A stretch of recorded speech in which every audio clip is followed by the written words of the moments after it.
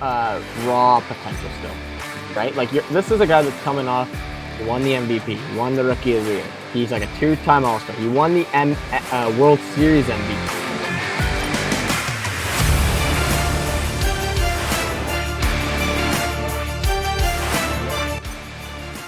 Hello, everyone. Welcome back to the 450 channel. Daniel here with Chris. Hi. And big news going around with the Jays that we're going to try to break down, and that's Bellinger is very, very rumored to the Jays. Not a fan of this, Daniel. You know I don't like Cody Bellinger.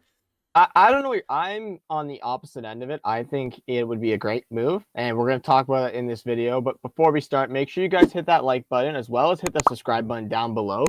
And as well, let us know what you guys want to see for free agent videos. Anything. Let us know. Comments below. We'll take a look at it and possibly do stuff in the future. But with that being said, Chris. Yes. It broke, what, 2 days ago? That 3 days ago. 3 days ago? Ultimate Blue Jays reporter Mohamed Lester, or also known as Mo Lester, reported that Bellinger is going to sign with the Jays on a 2-year, $16 million contract. He said that it was going to happen yesterday, which was the 22nd of November, which it hasn't happened. So I guess Mo Lester is not very reliable, but he did break the Schneider news before it happened. He broke the Bradley Zimmer, I think, and Jackie Bradley Jr. signings before they happened. So he's got some credibility, but maybe it's not the most credibility out there. As well, he's gotten like Bellinger, like mainstream wise, apparently camps like Ken Rosenthal and what's the other guy, Passon, have tweeted that apparently the Jays have reached out and been in contact with Bellinger's camp. So yeah, I mean, which is expected to happen anyway. So there is a possible connection there. Before we talk about if we like the move or not, because I know you're very against it, I'm very pro for it. Let's just look at Cody Bellinger's career so far in the MLB, because he is young. He's only 26. He's 26, yes, and he's had 2 good seasons. Okay, but you got to remember, 26, and I wouldn't even say he's in his prime yet. I would say no, he's not. Statistically, there is the one reason I like Bellinger is that there's so much potential with him. So much raw potential still, right? Like this is a guy that's coming off. He won the MVP. He won the Rookie of the Year. He's like a 2-time All-Star. He won the World Series MVP. I'm pretty sure. Something like that, yeah. He was pretty good. I'm sorry. I'm just pulling up his thing. So he's 27, by the way. Sorry, he just turned 27. I'll get to my negatives later about him. Yeah. Let me go with the positives, and then you can break it down. Okay. Obviously, so 2017, he had the rookie year. That was the insane year, or one of his insane years, where he hit like the almost 40 home runs, 267 average, 580 slugging, 933 OPS. He had a 3.8 WAR. And then 2018 had a good season. 2019 had a really, really good season. I believe that's the season he won the MVP, where he hit almost 50 bombs. I mean, he would have probably not won the MVP if Yelich was healthy, but it was a good season. Yeah, fair. He still had a fantastic season. And then 2020 had a down year. 2021 had an abysmal year. And then 2022, he had a very, very bad year. I mean, he's coming off 19 home runs, 68 RBIs. 210 average. Look at that on-base percentage. Look at that slugging. It's bad. Yeah, the on-base percentage is bad. The slugging is bad. But when this guy is at the top of his game, if he can get back to what he's top of his game is when he was in the 17, 18, and 19 seasons there, it's a lot of potential. And especially with the Jays, who need a outfielder now because we traded Teo. We need a lefty bat. Bellinger's that lefty bat.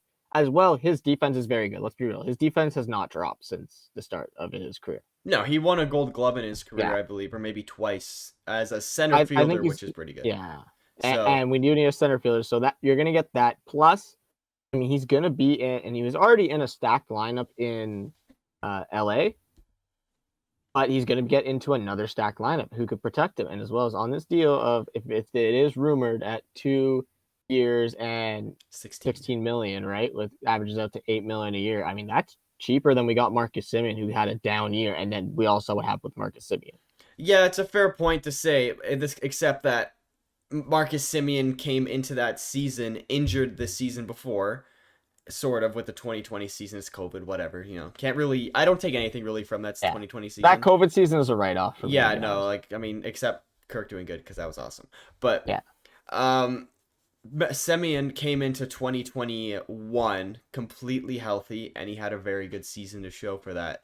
Bellinger, I believe he had some nagging shoulder injury last year. Now, going into 2022, he needs shoulder surgery. And apparently, the surgery that he needs has never been performed on a player before, and they want Bellinger to be the sort of test dummy for that surgery. So, he has I got mean, two options. I know where you're going with this.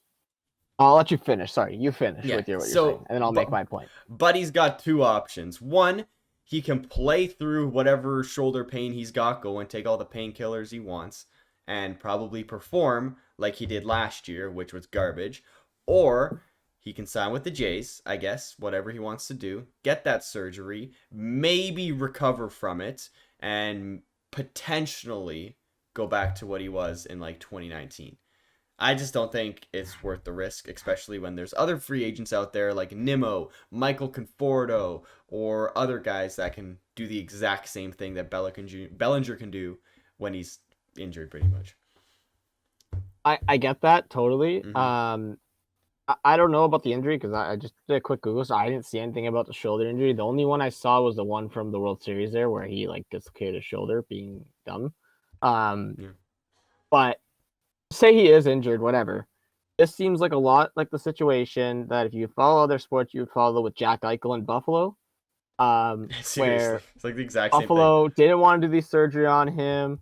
Eichel wanted the surgery, same sort of thing. First kind of test subject, whatever. They end up trading him to Vegas. Now Eichel's tearing it up in Vegas. Mm-hmm. Especially with this Bellinger deal, if you can somehow make it around it, so it's basically a 3 year, and say that first year he makes like little to nothing, and say he gets the surgery and is out for 8 months or whatever. Mm-hmm. It just the amount of potential in Bellinger. I mean, you're getting this guy who yeah, his swing, let's be real, it's a big uppercut swing. The ball will fly, especially in some parks. I mean, I'm thinking he's going to play a ton of games in Toronto. That's a pretty friendly, home run friendly park, right? Mm-hmm. For the most part. Yankee Stadium, especially being a lefty, a short porch, he's going to have a field day with when they play them. Fenway's pretty good too. That's just three teams off the top of my head I could think of. Yeah. But that's when, plus, yeah, Semyon was hurt. I totally get it. And he came back in healthy. Bellinger, I mean, as we said, it might be questionable. But the amount of work that went into Semyon swing mechanically, that you could see the difference when you take the Semyon 2021, right? That was when he was on Yes. the team. Yeah. Yes. Yep. And his 2020, 2019, 2018 seasons before. And like if you look at the difference, the swings are totally different. I feel like he comes here, the swing will only get changed for the better, if that makes any sense. It's fair, but I just think the Dodgers, they probably have one of the best batting coaches in the league, I would say. That is fair. And if that guy can't really fix Bellinger, I don't know what Guillermo Martinez can really do to fix Bellinger. But then again, we also did say that about Robbie Ray and Pete Walker, and then Pete Walker fixed Robbie Ray. So I won't put it out of the question that if he signs with us, he could go back to his MVP ways. And if we're getting him for $8 million a year, that's pretty good. But I just think we can just do better, and especially if It a is Jays team that very, wants to win now in 2022. yeah, it is very high risk, high reward for sure. This deal. Mm-hmm. Yeah. But like you said, there are options. What are you thinking for other options? Just really quick. I know it's not a lot in this video. We'll talk about it, but Yeah. just really quick, 3 or 4 other options you're thinking here. Brandon Nimmo, just number one. Besides Obviously, Nemo, gonna be yeah. more expensive, 100%. Like, yeah.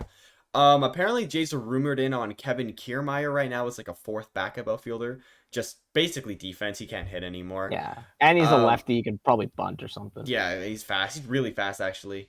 I also heard slightly that we might be in on Conforto again, just like we were last year. So wouldn't be surprised again if that really happens. And I don't really know if there's many more outfielders out there. Like The only one other I could think of is Andrew Benintendi. oh yeah, right. That's the other guy. Yes, him. I mean, he can't play center. That's the thing. I think if you're getting someone, they're gonna have to play center in something. Because I think it's almost guaranteed Springer's going to right for most of the season. Yeah, and I'm completely okay with that, and that's why I think Nimmo is probably the best option. But especially I mean, if we get Nimmo, I'm not gonna complain if we don't get Cody Bellinger. So. Or we could just sign Bradley Zimmer again, and he can play a full 162 in center field.